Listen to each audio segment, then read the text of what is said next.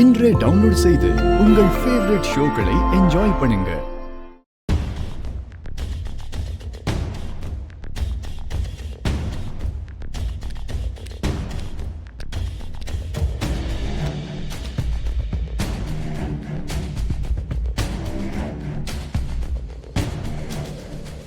இன்னைக்கு அந்த சமையல்காரியும் ஆதியும் அகிலா கிட்ட வசமா மாட்டினாங்க.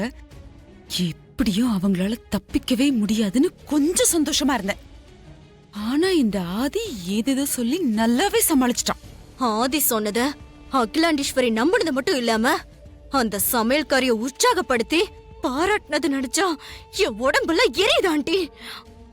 நீங்க பெரியதே ஜெயிச்சிடக்கூடாது, உங்க முகத்துல கரிய பூசணும், உங்களை அவமானப்படுத்தணும்னு மனசுக்குள்ள வைராகி இருந்ததுனாலதான் பார்வதி வீல் சேர்ல இருந்து எழுந்திருச்சு நடந்திருக்காத்த. இல்லன்னா கால்ல ஆபரேஷன் செஞ்சு பிளேட்ட வச்சவ இவ்ளோ சீக்கிரம் எந்திரிச்சு நடக்க முடியுமா? உமா சொல்றதும் கரெக்ட் தான் ஆண்டி.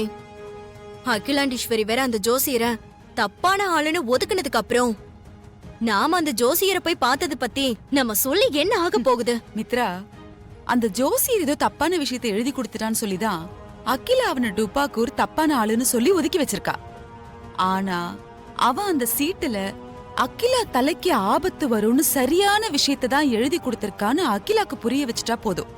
மத்தத அகிலா பாத்துக்குவா. ஆனா இதுல ஒரே ஒரு சிக்கல் இருக்கு. என்ன சிக்கல் ஆண்டி? அகிலா நான் சொல்றத நம்பி சமையல்காரி ஜாதகத்தை கையில எடுத்துட்டா, அதுக்கப்புறம் உன் ஜாதகம் பொய்ங்கிற விஷயம் அவளுக்கு தெரிஞ்சு அத நோண்ட ஆரம்பிச்சிருவா.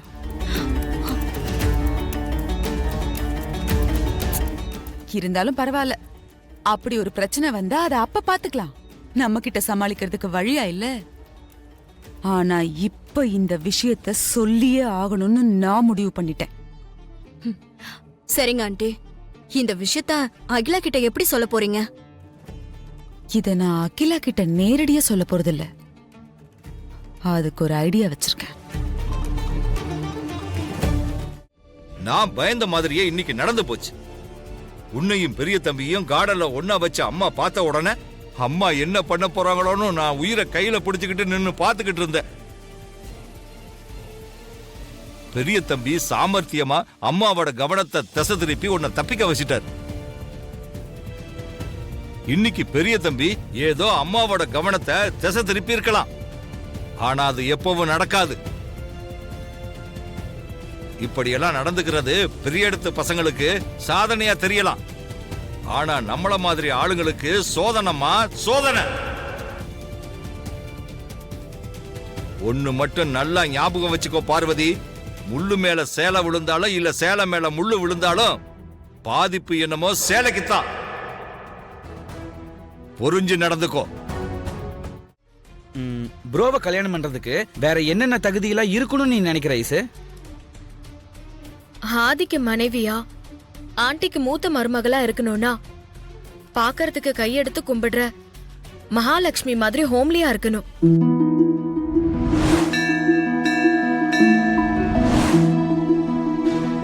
அன்பு செலுத்துறதுல அன்னை தெரேசாவா இருக்கணும்.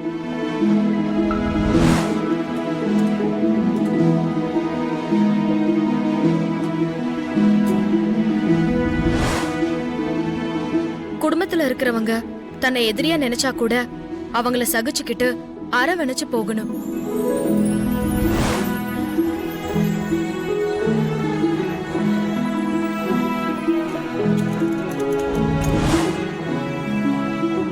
மொத்தத்துல அன்பு, கருணை, பாசம் இதோட மொத்த உருவமா இருக்கணும். ஆஹா, ஐசு சொல்ற அத்தனை குணமும் பார்வதி கிட்ட தானே இருக்கு. ஐசு வாயிலிருந்தே பார்வதி பேரை வர வைப்போம். நீ சொல்ற மாதிரிலாம் இப்ப எந்த பொண்ணு இருக்காங்க ஐசு? அப்படியே இருந்தாலும் எங்கன்னு போய் தேடுறது? அதெல்லாம் பொறுமையா தேடுனா கண்டிப்பா கிடைப்பாங்க அருண். இவ வாயிலிருந்து பார்வதி பேரை வர வைக்கிறது ரொம்ப கஷ்டம். மாமா, இப்ப எதுக்காக வந்தீங்க? வெளியில போயிருக்கிற அப்பா வந்துட்டா பிரச்சனை ஆயிடும் மாமா. பயப்படாத, எந்த பிரச்சனையும் வராது, நான் பாத்துக்கிறேன். ஏற்கனவே நான் பட்டம்மாவை விட்டுட்டு தானே போனேன். அப்புறம் எப்படி நீ பெரிய தம்பி கூட கார்டனுக்கு போன? என்ன கோல்மால் நடந்ததுன்னு அப்பா திட்ட ஆரம்பிச்சிட்டாரு. ஒரு பொண்ணு பெத்த அப்பாக்கு கோவம் வரதான் செய்யும். திட்ட தான் செய்வார். அவ்வளோதானே, வேற எந்த பிரச்சனையும் இல்லைல்ல. கோச்சுக்கிட்டு சத்தம் போட்டாரு, அவ்வளவுதான்.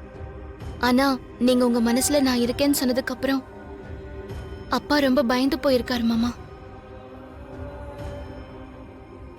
நீங்க அப்பா கிட்ட அப்படி சொல்லாம இருந்திருக்கலாம்னு தோணுது. நான் தான் ஏற்கனவே ஹாஸ்பிட்டலில் உங்ககிட்ட காரணம் என்னன்னு சொன்னேன்ல. நம்ம திடீர்னு அவர்கிட்ட போய் நாங்கள் ஏற்கனவே கல்யாணம் பண்ணிக்கிட்டோன்னு சொல்லி அவர் முன்னாடி நின்னா அது அவர் எப்படி எடுத்துப்பாருன்னு எனக்கு தெரியல. நிச்சயமாக அது அவருக்கு பெரிய அதிர்ச்சியாக தான் இருக்கும். அதான் மனசளவில் அவரை தயார் பண்ணேன். Excuse me madam. வணக்கம் மேடம். நீங்க இப்ப பெருங்கலத்தூர் தாண்டி அவுட்டர்ல ஒரு சாதாரண வீட்ல குடியிருக்கீங்கல்ல? இதுக்கு முன்னாடி ஓஎம்ஆர்ல 3 பெட்ரூம் வில்லாவை வாங்கி இஎம்ஐ கட்ட முடியாம விட்டுட்டு பெருங்கலத்தூருக்கு ஷிஃப்ட் ஆயிட்டீங்க. ஆம் ஐ ரைட்?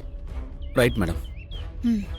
சொந்த கார்ல ஆபீஸ்க்கு போயிட்டு இருந்த நீங்க காருக்கு இஎம்ஐ கட்ட முடியாததுனால காரை சீஸ் பண்ணிட்டாங்க.